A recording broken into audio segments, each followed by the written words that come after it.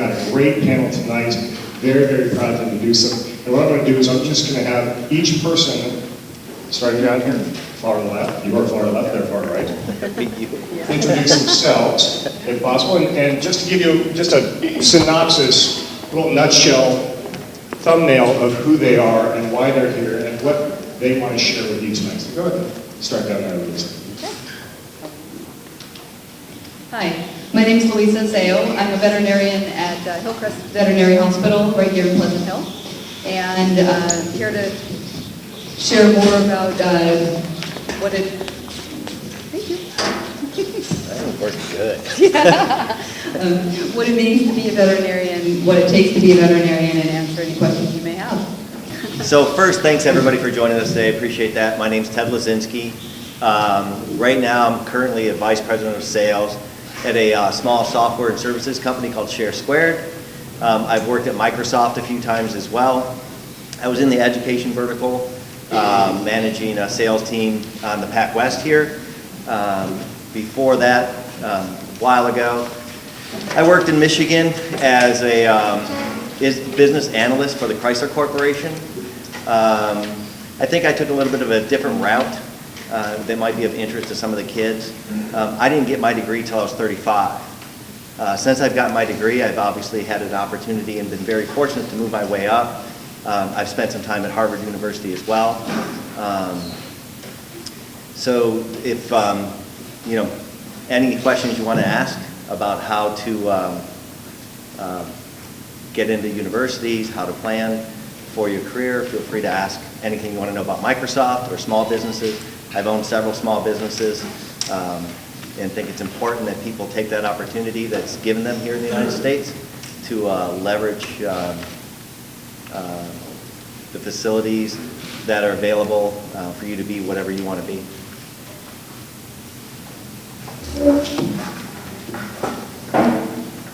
Hello everybody, my name is John Marcavisi. I'm one of the owners, along with my two brothers, of Jack's Restaurant and Bar in Pleasant Hill. Thank you for inviting me to be here and participate with this very distinguished panel. I'm going to talk to you a little bit tonight about how I got into the restaurant business, which was a matter of not my choice. I didn't want to do it. I was dragged into it by my family, and but it worked out. I really like it, so I really worked out okay. So this is one of the stories of like, I didn't want to do this, but I love doing this now. So if you want to hear how that goes, I'll answer any questions you have, and I'll tell you what the restaurant business is like and how to stay out. All right. Stay out. I'm Aaron Grafton. I'm a dentist here in Pleasant Hill. Everybody's been to the dentist and has some idea what they do and has some sort of opinion about it. So I'm happy to talk about that and how you end up going to dental school and everything. But I think more the reason I was asked to speak tonight was because I studied something completely unrelated to dentistry in college. I went to a music conservatory and studied playing the cello for 4 years. I played the cello my entire life, and went and studied something that I was really passionate about and enjoyed and loved. And while I was in school, decided that I would rather have a job that was unrelated to something that I cared a lot about. So, yeah, that's part of what I'm here to talk about today. I'm here similarly to talk about, I think actually they want to be here because I was in the video game business for 10 years, and I'm happy to talk and share my experiences with all of you guys on what that was like to work in the video game business and sort of combine my personal passion for marketing and communications with a professional career in an industry that I liked. I think you sort of did a really great job setting it up that, it's less about what you learn in school or what you think you want to do early on and more about following your passions. So I'm also here to reinforce that and answer any questions. I don't think this is going to work. I'm going to try it. So, hi everyone, I'm Betsy Higgins. I grew up here in Pleasant Hill. I am a civil engineer with a very large construction company in San Francisco, and I spent a lot of my time planning and designing different infrastructure projects in all kinds of different parts of the world. And I thought I'd talk a little bit today about what it was like for me. I really liked math and science as a kid. I was really into chemistry and physics and math. And I want to talk about how you can take math and science and turn it into something like an engineering career. So that's why I'm here. Good evening. Thanks for inviting me. My name is David Strange. I'm a special agent with the FBI, assigned here in San Francisco. And I think I was asked to come here because I had no idea I wanted to be an FBI agent when I was in high school. All I really knew is that I hated high school. And so the way to get out of high school for me was to go overseas as an exchange student. And while I was overseas, I developed a great appreciation for not only international, the rest of the world, but an even deeper appreciation for living in the United States. And due to that, I ended up out of college looking for a job that could help serve my country and work here to better the lives of all of us. And that's why I'm a special agent with the FBI and have been so for the past 24 years. And I will help you talk about careers in government or federal law enforcement or anything like that. Thank you. Hi, my name is Wendy Campbell-Parco. My current position is Assistant Director of Admissions at John F. Kennedy University, and I'm very happy to be here with you guys. I think I was also chosen because I've had quite a varied career, and when I was in high school, I was faced with putting myself through any kind of schooling that I was going to do. So I made some decisions back at that time where I thought I would choose some things that I liked, but found that later on as I continued my career, I started to go more for my passion with martial arts instruction, and I changed from science. I've been able to integrate what I used to do that's kind of different with what I'm doing now with my graduate studies and my martial arts. And I've also moved all around the country to follow my dreams, and I would like to talk to you about kind of taking opportunities when they are open to you, because at the moment it could be the right thing for you to do, and just being open to that. So I'd love to talk to you guys about that. Thank you. My name is Lance Garay. I am the operations manager for Downtown Berkeley Association. I've been hired along with 15 other people, my staff, to clean up downtown Berkeley in the Shattuck area. We power wash streets, clean up, deal with the street population. I'm here, John invited me here to talk a little bit about what we're doing and also a little bit about public service, tell you a little bit about the infrastructure of politics, because Berkeley has a lot of politics. Really? It's quite the handle, I tell you. And also, just like Brett was talking about, it's not so much about what educational degree you follow, because I have a marketing degree. I studied marketing, baseball, and girls in college, and that was it. And I never thought I'd be where I am today, and I've even had a longer career in another field. So it's definitely something to listen to everybody here, because you may find out something that'll spark your interest in another area. Hi, my name is Patrick Reamer. I'm the children's librarian at the Pleasant Hill Library. I'm your children's librarian. And I guess I'm here tonight to talk about libraries and hopefully to obliterate your stereotypes about what libraries are. Old books and old ladies who shush you. Our library is incredibly boisterous, and there's a lot more to the information world than you probably even imagine.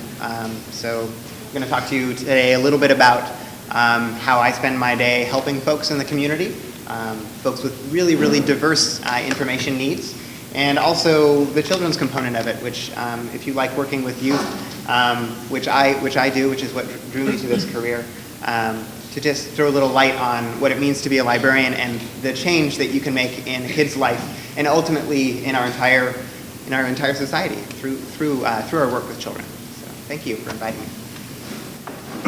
Hello, my name is Joe Stokely. I grew up as a teenager here in Pleasant Hill. I graduated from Pleasant Hill High School. I was the last guy to close the door in 1980 from that school, and now my children go to this school in College Park here in Pleasant Hill. I also attended and graduated from DVC across the street.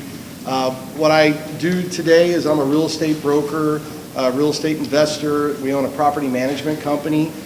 We manage people's investments here in the East Bay area.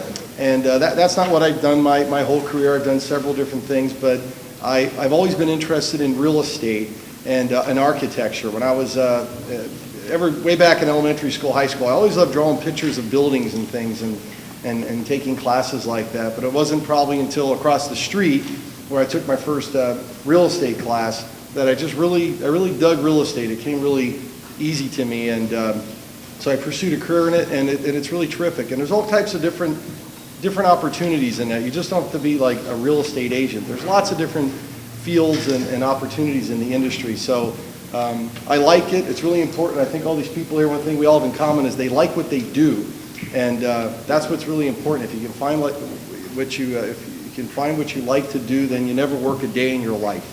So I'm here and happy to answer any of your questions. Thank you. Well, hi, my name is Darren Gross. I'm the Senior Director of Corporate Partnerships with the Oakland Athletics. I've been here for about 2 years. Prior to that, I was in Sacramento with the AAA affiliate, the Sacramento River Cats, as their Senior Vice President of Business Development.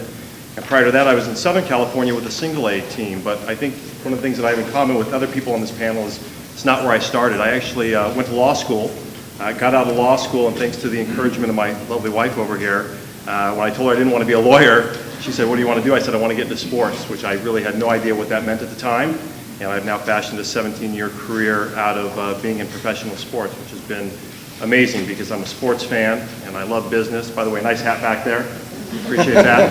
Not so nice over here, sir. I put that down. But what I want to share today is that really regardless of what you are studying now, what you think you want to do, there may be a place for you in the world of professional sports and entertainment. So happy to answer any questions that you have.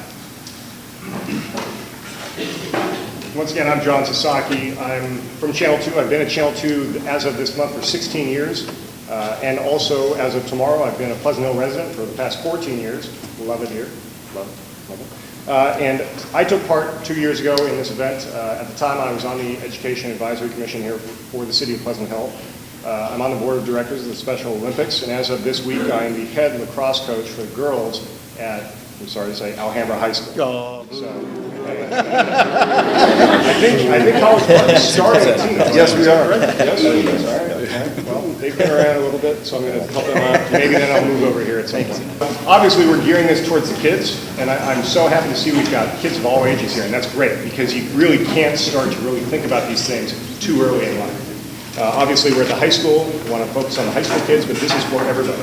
And I want to tell you that after we did last year, I got an email from a parent that really kind of summed up why I was here and really told me that what we accomplished that night 2 years ago was great. Because this parent told me that up until that night, she really was very stressed all the time about, wow, what's her kid going to do? Where are they going to go to college? What are they going to study? How are they going to succeed? All this stuff. And I think that what you'll see tonight from all these different backgrounds is that we got where we are now, and everybody up here is very successful at what they do. And of course, the most important part of success is, of course, loving what you do. And we all got here through a myriad of different ways. I've been here 16 years, but it took me a long time to get here. And in the process, I actually thought about, before I got a job in TV, an actual paid job in TV, I thought about being an FBI agent. Believe it or not. I didn't have a law degree and I didn't speak another language though, so I was more or less ruled out at the time. I thought about being a firefighter. I thought about being a police officer. I thought about doing all these other things. And in the end, I was able to, at the right time, the right place, get into TV. And I've been there ever since. I've been in TV now for 22 years. So, I mean, it's something that if nothing else, from the parents' perspective, I hope that we tonight can put you and your minds and your concerns at ease at least a little bit. Give you an understanding of, your kids are going to be successful as long as they find their passion. I think that's the most important thing that your kids in their future can find, is find a passion about something. I don't know that it necessarily even really matters what it is, whether it's teaching, whether it's medicine, whether it's math, whether it's law enforcement, whether it's TV or sports, whatever. I mean, as long as you can spin that into a career, I think that your kids are going to be great. All right, and along the way, everybody up here is going to tell you that you're much better off getting a college degree. Bottom line, the very easy statistic to point to is that with a college degree, you're guaranteed to have $1 million more in your lifetime. Who doesn't want an extra $1 million? You want an extra $1 million? Yes, you want an extra $1 million. Get a college degree. Because that is a much better route to getting that extra money than not having a college degree. I also like to say that having a college degree is no guarantee of a great job. It's absolutely true. There's no guarantees in this life, especially in this bad economy. But not having a college degree is almost a guarantee that you're not going to have a great job. So you're just so much better off getting that college degree because you're going to be able to go so much farther.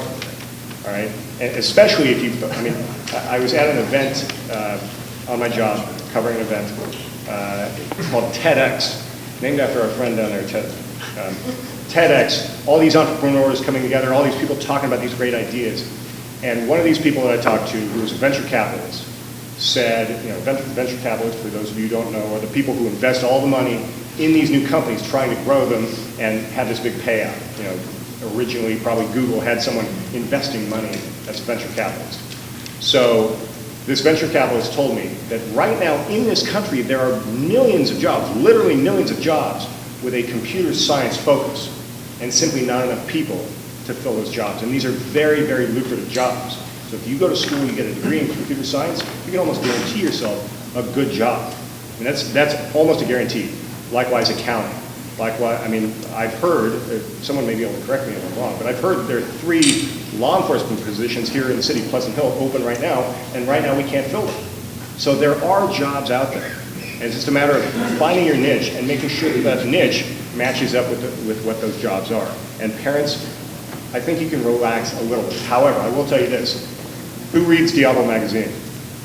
And this is no great, I'm not trying to advocate for Diablo, but I do like Diablo. It was a great magazine. But they put out an issue just recently that had a really great guide as to what kids have to do in high school in order to get into great college and succeed in college. So you guys might want to pick up that magazine as well and just at least thumb through it, maybe at the Pleasant Hill Public Library. All right, so why don't we open it up to questions? If anybody has a question, first of all, or I can turn around and ask the panel some questions. Anybody have a question right off the bat? Anybody? For students early in high school who are already interested in studying like computer science, like for example game design, is there any classes around that can teach high school students that type of subject? Well, first of all, is anybody here actually from College Park High School? No, I'm sorry. Teacher, administrator, anything like that? Yes. Do we have computer science classes here at College Park High School? No, we don't. Do we have? I think I can address that. I think there are, and it goes back to the bigger issue, is that if you're passionate about something and you have a desire to learn, definitely follow that path. I mean, there are resources such as, I know, Expression Center for New Media, which is in Berkeley. There are definitely areas where you can go, even as a high school student, to start, working towards that specialty, right? And it may not even be computer science, but you can find any sort of channel. You can go online and probably do some research and find some really great lectures that may sort of dovetail into giving you ideas or contacts to go meet with. You'd be surprised by a little research and due diligence on your part, looking into professionals that have the type of career that you want. They'd be open to even sitting down and talking with you and counseling you for an hour and telling you, okay, this is how I did it. These are the things that you may be concerned with as you enter that career. Those conversations are helpful, and it's people such as yourself that you take the initiative to put yourself there. That initiative. I mean, that's somewhat innovative, right? I mean, not all your friends are going to be doing that. It's going to give you an advantage, and it's going to get you out of the gate faster. So, I highly recommend doing whatever you can, doing that research, so that you're that much further ahead of other people coming out of high school. If you have the passion to do it now, if you have the time to do it now, go find out where you can take a class. Not to mention, we are in the Bay Area. I mean, this is the computer science, this is the high-tech hub of the world. There's no greater concentration of high-tech minds than right here in the Bay Area. So even here in Pleasant Hill, we've got a lot of people who work in that industry. So, I mean, if you have a neighbor, if you have a friend, if your parents have a friend, whatever, try to tap those resources. And they may not be able to give you direct lessons, they can certainly direct you in some direction or another where you might be able to find smart. That's right. And again, Expression Center is dedicated to digital arts. So if you're talking about computer science in relation to game design, I would look at them for sure. So you can also go to the Microsoft website, and you can just go microsoft.com/education, There's one thing that you can look at, it's called Coded. It's specifically designed for high school level kids that want to do game design, right? And there's some challenges out there, and you can build a game online using that technology. There's also a thing called DreamSpark through Microsoft, and with that, there's competitions. You put teams together. They give you access to their online software and development environment. And kids from all around the world compete, and once a year they bring them together through this competition. You know, they have regional competitions, and then they have a national competition. And some of these, if you just look at some of the whole idea of is to solve a problem within the world, right? And so you use their technology to help do this. It challenges your energies to put efforts towards building a solution and doing all the coding for it. You'll see examples out there of kids that have literally solved how to track malaria and prevent malaria in different regions of the world using free technology that's out on the web today. So it's a great challenge for kids. And even for the teachers that are here too, go into the teachers portal, and they have some computer science challenges that you can do within the class. You compete against other schools, just things like that. I'll add that, has anybody mentioned iTunes?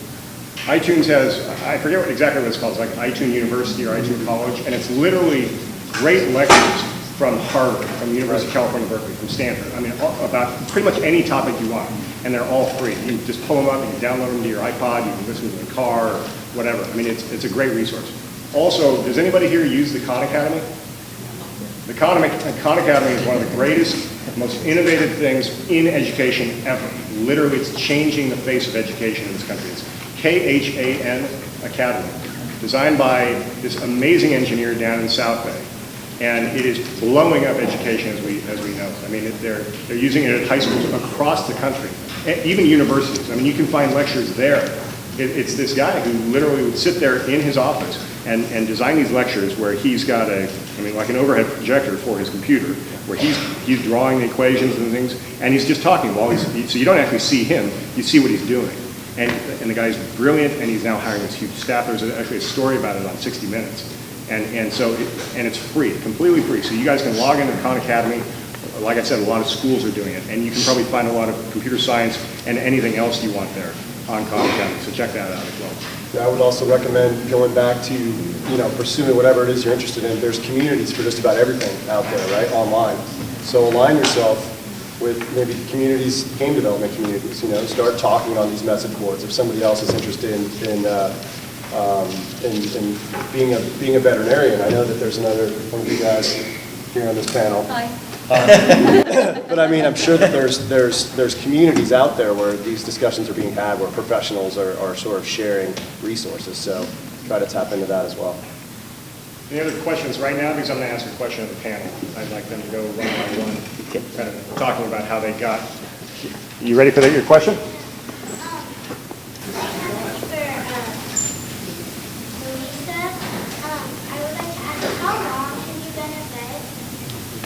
I actually have my 10-year vet school reunion next weekend, so 10 years. How long did you go to school for vetting? I did 3 years at a junior college right after high school, and then 2 years at UCLA, so we're up to 5. And then vet school is 4 years after that. So from graduation from high school, it's 8 to 9 years. What kind of animals do you take at your vetting Hospital? Yeah. I actually have a specialty. Obviously, I take dogs, 3-legged varieties, welcome. We see dogs, we see cats. My specialty is in reptiles.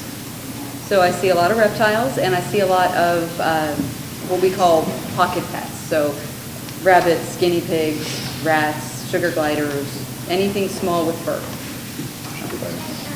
What's your dog do? This is Wiley, like the Wiley Coyote. And what happened to him? So he actually, and the reason he's here today is again, you're kind of talking about the passion of what you do. And I got him a year out of vet school, and I was working an emergency shift, and somebody was kind enough to bring him in. He actually was abused. He was tied to the bumper of a car, and he was drugged for about a block and a half from the report. Somebody cut him free and brought him in, and I was very fortunate to be on shift that day, and they said, do what you can for him. And he had severe injuries both sides of his body, and he just had the best personality. He was a sweet little guy. So decided that I would take him in, fix him up, and then find him a good home. That was 9 years ago. And he's not up for adoption. So that's what happened to him. Ted brought up a good point too. If you're interested in veterinary medicine, I mean, you have to like caring for critters, you have to like animals. You also have to like people, which is a common misconception with people going into vet school. And if you don't want to go through that whole 9-year process, veterinary technicians, they're like registered nurses.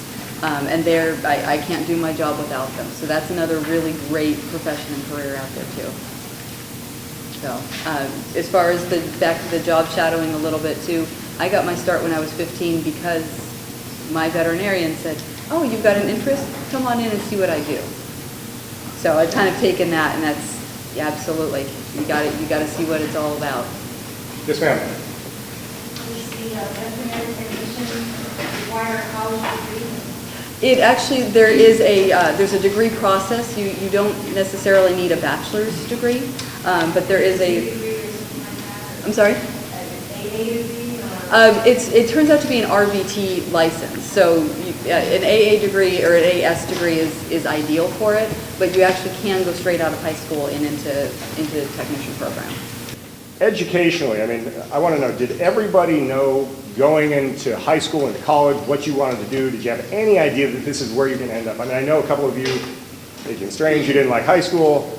You knew you wanted to do animals from the beginning. I mean, so let's start down here, Mr. Gross. You always liked sports, but did you have any idea that this is what you were going to do, and how did you get through that whole educational process? You know, when I was in high school, I didn't know a whole lot about sports and entertainment. I do call it sports and entertainment because what we do is try to entertain you all when you're at a basketball game or a baseball game or wherever you may be. No, I went through college there, well, actually I went through high school thinking I might get into politics. I was, I studied a lot of political science in high school, and then in college I have a poli-sci degree. I was at San Diego State. We may have been there close to the same time. But I was too busy enjoying college to think about what I was going to do after I got out of college. Had I been focused, I probably would have been interning for the Chargers or the Padres while I was down there. Internships are absolutely key. Anytime you get the opportunity to go work for somebody, most of the time you're not being paid for it, but it's a great opportunity to really see what you might be getting yourself into. After undergrad, like I said, I went to law school. I thought I was going to be a lawyer. Halfway through, realized that I didn't want to be an attorney. I thought maybe I would be a sports agent. Went and met with a couple of sports agents and realized, no offense if anybody's related to any sports agents here, but not the best people that I had met along the way. And they suggested that maybe I got into the team side of the business. So getting out of law school, I really kind of cast a very wide net. We were living in Southern California at the time and sent off resumes to every sports-oriented business within 100 miles of Los Angeles. I didn't really even know what that meant, to be quite honest with you. I didn't know what I was applying for, what I was sending a resume to or for, and I got lucky. I got a couple of calls saying, if you're interested in coming on in for an informational interview, come on in. We don't have a job for you, but we'd like to sit down and talk to you. If you get that opportunity, take it.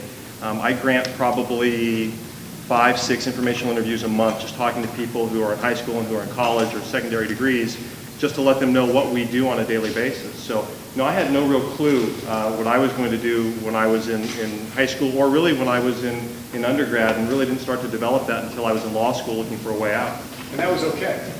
Well, yeah, for me it was fine. My parents weren't as thrilled because they wanted to be able to say, their son the attorney. But it wasn't what was going to make me happy, and I think a couple of people said it here. I mean, look, if we hit the lottery tomorrow, if any of us on this panel hit the lottery tomorrow, chances are we may not show up for work the next day, but the chances of any of us hitting the lottery tomorrow probably aren't great. So if you've got to go someplace at least 40 hours a week, and in my business it's a lot more than 40 hours a week, you should at least enjoy going there. And for me, I still talk to my friends who I went to law school with, and when I was younger, I would say, hey, why don't you come out to take batting practice with me? And they'd say, oh, you know what, it's the end of the month, I've got a bill. And I'd say, well, that's too bad, because I'm going to go down on the field and I'm going to take batting practice from our pitching coach, and I'm going to have a lot of fun doing it. It's, you know, I'm at a much higher level now in Major League Baseball, and I don't get to go down and take batting practice, but I still get to go down and walk on the field and meet the players and do all those things that attracted me to it originally. Since I work for myself, I can go to batting practice tomorrow. Sure. I can make time. I'm happy to, I'm a big Oakland A's supporter. So what was the question? How did you end up where you are? Did you know when you were 18, 20, in high school, did you know what you were going to do? And how did you kind of navigate that minefield, figuring out where you were going to be? Okay. Well, I like to say I still don't know what I want to do when I grow up. Okay. I mean, so I think you always want to be, you always want to keep your options open. But in high school, I had no idea what I was going to be when I grew up. I think you do a lot of growing up, I think, when you graduate from high school and go to college. Not that it's all going to figure out, but it just kind of, a lot of things blossomed for me. I had a hard time in high school. I just didn't get it. But going to junior college and to college after that, it was all of a sudden this whole world opened up for me. But one thing which I think I was really fortunate with was my dad. He was an entrepreneur. He had his own businesses, and he exposed me to a lot of other people that were business people that owned their own businesses. Back in the 60s and the 70s, when I was a little kid, you know, back then the cool cars were like a Cadillac Coupe de Ville or a Lincoln Continental, and it wasn't a BMW or whatever. And these fellows would come over in these nice cars, like, what do these guys do, you know? And it just made an impression on me, not to be rich or anything like that, but it just kind of, it impressed me that they were at a different level. They had more options. They could do different things. So I always just kind of gravitated to that. And early on, like in college, like I said, I took that real estate class. It was just something turned me on about that. As far as, like I said, I always like architecture. I like buildings. I was reading these books. I didn't know what that was going to go into, but I knew I wasn't going to be, you know, I don't know what I wasn't going to be, but I liked that. I liked what that was. And that's just kind of the way I went. I also liked, I like sales. There's a sales component in it. And you have to like people. You have to work with people, I think, to be good at anything. You have to get along good with people. So my first real career was in advertising. But during my advertising career, my first job was at the Oakland Tribune and different companies after that. But during that time, my wife and I started investing in real estate. And that's what kind of got our interest, our foot in the water there. And just one thing led to another. So I'm having a great time. I'm enjoying it, but still, I don't know what the future holds. I probably won't win the lottery because I don't play the lottery. My chances are really bad. So anyway, so there you go. Thank you. My path to librarianship was somewhat circuitous as well, and I studied art history in college. I went to UC Santa Cruz and studied art history because I love the arts. And I also love to read and write, and so that was a nice combination of those things. When I got my bachelor's and I finished with that, you know, there's not a lot to do with an art history degree. One of the things you can do is work in museums, and so I got an internship at the Asian Art Museum, and while I was kind of feeling out what it's like to actually work in a museum, and finding out that you really should be trilingual. To really have that job. I started reflecting on what would be really rewarding to me at the end of the day. Just starting to reflect on how you want to feel when you get off of work every day, and that drew me to something that was, I wanted it to be community centered. That would be a way for me to really make a difference in people's lives. It can sound corny when you're speaking into a mic, but so I investigated what it would be like to be a teacher, and I went through, took all my exams, and really went I actually did some substitute teaching and some long-term substitution here in the Mount Diablo Unified School District, and also when I moved to the East Coast, which, by the way, schools are very different over there, very, very different. That was really rewarding to me, but there were a lot of skills required to be a teacher, you may not appreciate them now, sitting in the classroom, but for all the teachers who are actually in the audience, I commend you. It is an extraordinary thing to manage a class and teach. Those are two very different things. Those are two components, and those are both necessary ingredients. I think I was pretty solid at 1 to 2, so I started looking around for other ways that I could make an impact in the community with youth, but that would have kind of a different dynamic. And it should have hit me earlier because I grew up in libraries, loving books, but I found myself drawn to libraries. I had started working in the Asian Art Museum's library, which is very different from working in a public library. But sooner or later, I found myself where I'm at, and I get to work with the public every day, really help connect people with life-changing information, helping them get jobs, develop basic computer skills. It's definitely a profession where I can come home every night and feel exhausted and just absolutely overjoyed that you really get to make a difference. So that's right. First, I want to say, everybody in this room, you're real lucky that you're even here, because, I grew up in Oakland, and I grew up in an area of Oakland where probably they don't know where colleges are. And I got to tell you, because, it's a dodge bullet type of area.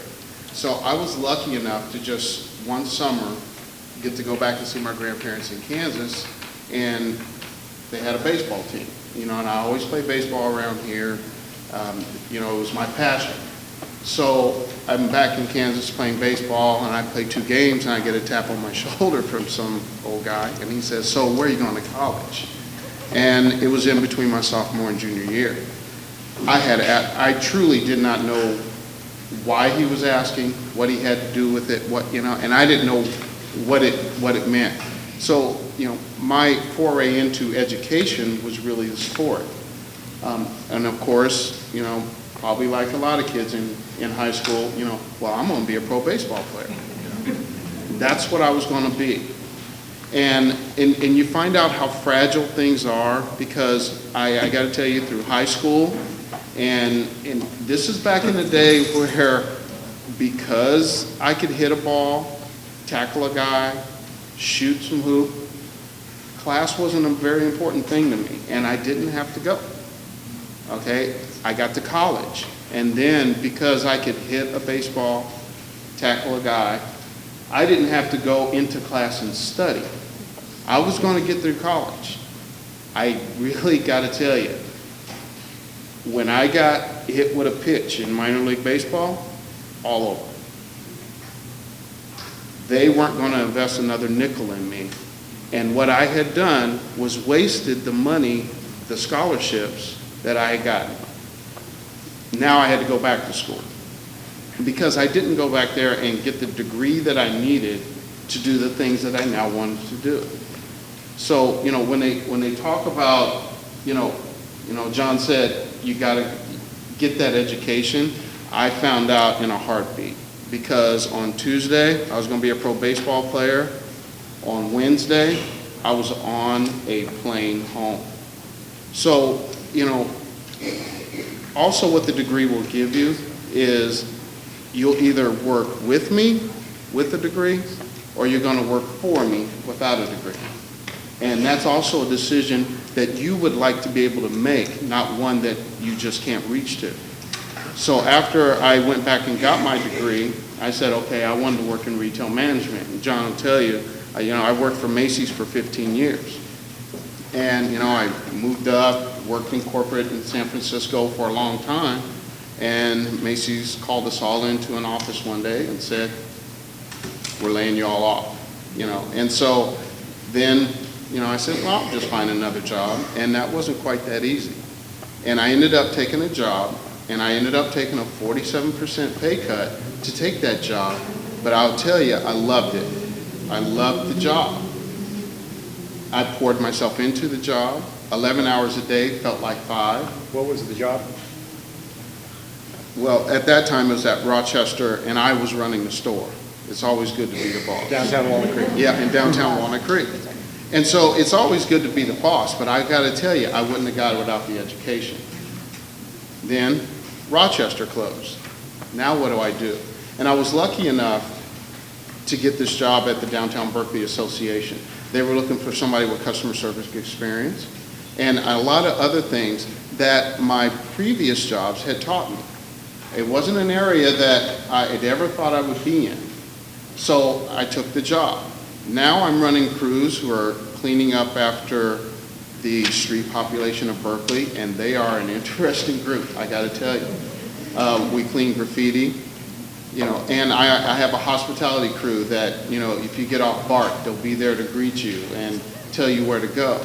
So it's not anything that I ever thought I'd do. I'm proud of what we do, and we help a lot of people every day. And what we're trying to do is increase that economic viability in Berkeley, which then helps the business owners.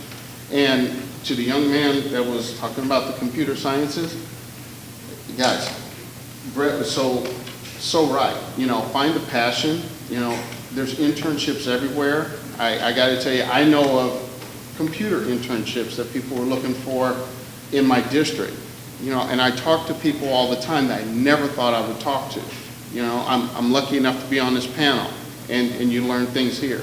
So, you know, everybody takes a different route, but this is the start. Don't go home tonight and go, okay, well, I went, now Mom won't, you know, yell at me. Listen, really, you got to listen, because if I'd have listened earlier, things would have been a lot different, and I'd be further along in my career as I am today. Thanks. Well, I think I'll give you a synopsis because mine was really varied. And no, when I was in high school, I had no idea what I was doing. I grew up in rural Ohio, and I was the only person in my family that was planning on going to college. And I was faced with the task of paying for it. And I really didn't know what I wanted to do, but I knew two things. One was that I was going to college, and two was I was getting out of rural Ohio. Nothing against rural Ohio, but it's not where I wanted to be. I had passion for sports, passion for music, and passion for science, and I think what tipped me to decide to get my biology degree was my biology teacher, because he was just cool. And I think you guys probably all know that you have a teacher that has really affected you more than others. And so I went to state school, and I got my degree in biology. And what I wanted to tell you about that is when I was working my way through school, and if you guys have the opportunity to do this, to participate in your work-study programs, I highly recommend that you do that. I was thinking about med school, and my first job was with the director, the anatomy professor for the School of Medicine, and I worked with him in the cadaver lab. I have to say that probably tipped me maybe a little away from medical school. And then I wound up working in a microbial genetics lab for a couple years, where I learned a lot, and I got myself confidence that I knew that I would be able to go out into the biotechnology field and get a job working in the lab. Now, if you guys ever wonder if you want to go to college, after my work-study money ran out, I wound up working swing shift as a waitress. And I can tell you, do that for a while, just remember, and you will want to go to college. I wound up doing it a few other times in my life when I was by myself and I was working a couple of jobs and going through school. But from there, I wound up moving. This is kind of strange. I drove myself to Maryland. I didn't have a job. I knew some people I was house sitting for. I got a temporary position, a low-level position, just doing anything. And then I, hit the road, and I wound up finding myself a lab job. My first lab job was with animals, and I knew quickly that that wasn't going to last because I couldn't stand hurting animals. So I wound up crying, and I lasted at that job for a year. It was a good lesson. And then I wound up getting into DNA testing, and that was a pretty cool job. I did that job at a company called Selmark Diagnostics in Maryland for quite some years. They actually did the OJ test. He's shaking his head. I was actually there when we did OJ's testing. My boss was on the stand for a week. And by the way, sorry guys, he was very guilty. We were just distraught when we got that. We worked so hard on that case. That was a really cool job, but I always wound up where the people were. I made a decision to go into biotech because it's a really good industry. You can make really good money in biotechnology. And I did a lot of different things. I did research and development and other things, but my passion was with people and my passion was helping people. And I was just another thing I realized is there's always people that you meet every day in your life that give you ideas and give you opportunities. And sometimes it's really hard to move in a direction that you're not used to moving in, or whether you're going to lose, maybe your salary is going to be a little less, or you're afraid. A body at rest tends to stay that way. So sometimes you have to take those chances, and like everybody on this panel is going to tell you to follow your passions. And that's kind of what happened to me too. as I kind of got involved through different acquaintances with forensic science. I met a lot of like DEA agents and FBI guys and stuff. And I got involved in emergency medicine, and I got my paramedic certification as nationally registered paramedic. I did that for 6 years. And I was kind of doing that as a volunteer, believe it or not. Maryland has a big system. So I was still delving into, do I want to get involved in medicine? But what I like to do is go do hands-on things. And then I decided that I really wanted to, I went into a biotech conference out here in California, fell in love with it. Had been studying martial arts, wanted to come out here and study, and there's a master's degree at JFK I wanted to do, so I decided I was going to do it. My friend says, "Are you crazy? You don't know anybody out there." I said, "Yeah, I'll be all right." So again, I found a temp job, and I don't necessarily recommend this for everybody, but I came out and I tried teaching, and it was a really tough job, and I wound up having to go back to biotech because I needed the money to support myself in California. I got a lot out of the experience, and from there, I finally got to a point where I could go to JFK. And the other thing I want to say to you is if you're worried about money when it comes to school, you can always find a way. I've always found a way. So my idea was how I found out from a friend that you could get tuition waiver if you were an employee of JFK. And I have a total science background, but I totally worked with people my whole life. So I applied for admissions counselor's job because I thought, I'm good with people, I can help students, and I got it. And I've gotten promoted a couple times since then. But in my path to getting my degree, I don't have the school debt, but I've also been able to help all of these students change their life over the past few years, and it's been a really wonderful thing. And I just finished my master's degree in holistic health, and I've been teaching martial arts for a long time. And I'm actually going to start teaching self-defense at UFC gyms. And I'm going to integrate all of these different things into hopefully starting my own business in the holistic health and helping people to be healthier. And like you said, I'm not sure what I want to be when I grow up, so I always go that direction. But as long as you stay true to yourself, to your passion, helping others, you can take those chances sometimes, and I encourage you to do that. Thank you. For my story, it's a little different, but I wasn't able to hit a baseball or tackle anyone, but I also majored in political science, so I did what everyone who majors in political science does. I kept going to school afterwards because there wasn't really a whole lot out there. And I didn't know what I wanted to do in high school. I also grew up in a rural area in Northern California where college was not encouraged or even discouraged. It wasn't even discussed. And so you couldn't even take the SAT test at school or anything else like that. You had to go to the big city to go do that, somewhere down here in this area. And so what I wanted to do was I wanted to go to college. I knew I wanted to go to college. I knew I wanted to get out of the rural Northern California area, and I did. But what did I want to do with myself? I had no clue, none. And went through college and had this interest in the international world and interest in learning more about it. So I studied that. But at the time, this is back in the 80s, there wasn't a whole lot out there to do with it.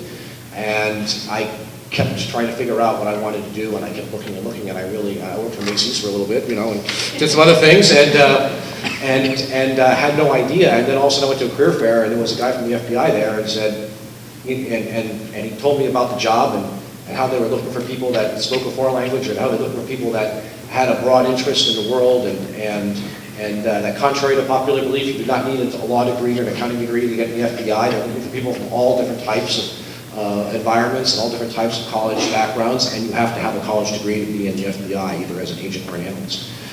It's mandatory. There's never been an agent that didn't have a college degree, and in the history of the FBI. And it was kind of like, when I heard this, it just kind of clicked. I mean, it was just like, that's it. I found it, and I had to go through this whole long application process. That took like a year, but I got through it, and the FBI has offered many different things to what I learned in school was learning about the international community and learning about American government, things like that. I've actually put into great use in the FBI and really excelled at it, and it's been a fantastic career. I know what I want to be when I grow up. I would go back in time and do it all over again if I could. So anyway, I'll let the next person take it. Well, I just want to start off by saying that I think it's really important to get a college degree.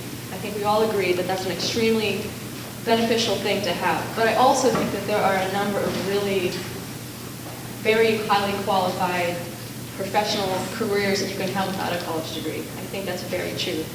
But if you do decide that you want to go to college, which I recommend, I think you have to choose something that you're passionate about, but also something that you can translate into something that you can turn into a career and receive a paycheck by doing. I think that's really important. To find something that you'd like to do, but also, be strategic in how you apply that into your future career.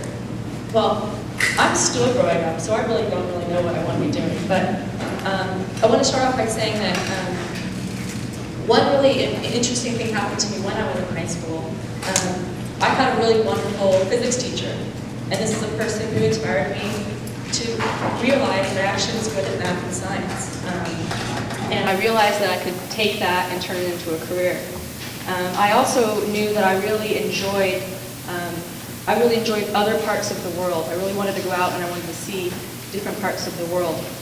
And so I decided when I was 17 that I was going to go out and I was going to study civil engineering, which means, does anybody know what that means? So I design infrastructure projects, so roads, bridges, airports, seaports, buildings. I work with a lot of architects. I went out, I got my degree in civil engineering, and now I work for a construction company. When I was in high school, I had the opportunity to job shadow a civil engineer. I spent 2 or 3 days with this person, and I really got a chance to see what it is that they did. And I think you'd be surprised. I know I would personally be happy to sit with any one of you. If you just give me a call or send me an email to learn about what it is that I do. And I think most people would agree, and I think you should try to take advantage of that. The other thing that I did when I was in college, people have been speaking about internships. Well, I think that's really, really important. Every summer between the finish of the school year and the beginning of the next school year, I worked in a company, paid or unpaid, mostly unpaid.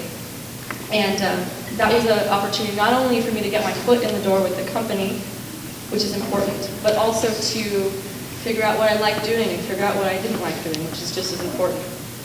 So after I graduated from college, I was fortunate enough to join a company here in the Bay Area, and I've had the opportunity to work on some really fascinating projects. I spent a lot of time, we're building a new airport in the Middle East. I spent a lot of time over there. I also got to work on the expansion of the Panama Canal, which is going on now. And so it's just been a real eye-opening experience for me to learn about what it's like to build and design in different parts of the world and how that affects other types of people. So, thank you. Okay, so I think my story is a little unique compared to some of you guys that have already spoke, because I went into a career that was exactly what I studied in college. What's different is that I think it takes a while for someone to figure out what it is they're good at and what it is they're passionate about and how to bring those two things together. In my case, I learned a couple things about myself in high school. One was that I hate math. I don't know how many of you guys hate math, but I can't stand math. I'm not good at it at all. Numbers scare me. The other thing that I learned is that I was really good at bringing people together. I was a really social kid. When I wasn't playing sports, I was throwing parties, and I'm really happy that my parents aren't in the room to hear about this. But I knew I was good at that. I knew I could bring people together. And so that translated to college. Actually, I started making money off the parties I was throwing at college. But at the same time, I was learning from my studies that I also like to write. So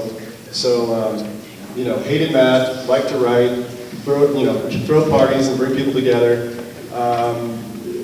And I also have a keen interest for marketing and an understanding of how the media works and how people sell things to people, how people use the media as a channel. So over time, and studying marketing and writing and studying English, I learned that in the journalism department, there was a career called public relations, and that really played to all my key strengths. As a writer, someone who could bring people together and throw parties, as it were. And so I followed that gateway, and you guys also mentioned that really kind of having internships and associating with professionals and taking them and really having the desire to go out and learn about things early. I think what I realized is, on the college level, when you get to college, really kind of try to participate in what it is that you're passionate about. I joined an organization on campus that was public relations related. Ended up becoming the president of that organization, and in doing so, one of the things I had to do was throw parties for this group. I did that better than other people before. I grew the membership, and I brought professionals in to speak to students about this that I was passionate about, and that also there was a lot of females in this professional career, which gave me an advantage because and more than one way, I guess, but it gave me an advantage in the career, and I sort of took advantage of that as well. In bringing out the professionals to speak to the students, I built my network. I tapped them for information. I tapped them for internships. I worked hard as a student, and really allowed me to hit the ground running upon graduation. Ended up in San Francisco and put myself in consumer technology because I saw that there was a great demand for people to help companies communicate with the media, help companies market products, and ultimately bring people together to make connections. So, it's really like, going back to what you guys, it's really important to have internships, really important to network like that, but also to find what your core strength is, and what you're really interested in scholastically, and bringing those two things together. I can't emphasize enough how much advantage I've had as a result of that. And for parents who are stressed out about their kids, studying exactly what they want to do, or kids being confused about what they want to do and how that relates to their schoolwork. I mean, I think there's always a workaround, and I've seen people, combine two different areas of study to create something totally new in their own. So it's all possible, and I think that as a kid, like a lot of you, I was a big fan of video games, and I ended up parlaying what I was doing professionally into that business and promoting new consoles and promoting game titles, really popular games before they came out. It was my job to essentially bring these new properties, these new game titles, these new game consoles to the media, and really make the connection between the people behind the curtain that are building these things and the people that are, publicizing these things, writing about these things for people like you guys to read. So it's been an interesting career, and I've gone from really a PR guy to more of a digital marketing guy to now more of a sales guy doing business development and marketing strategy for other technology companies. And I really think that all goes back to personal interest and your interest in school and really understanding what you're good at. So there you go. Thanks.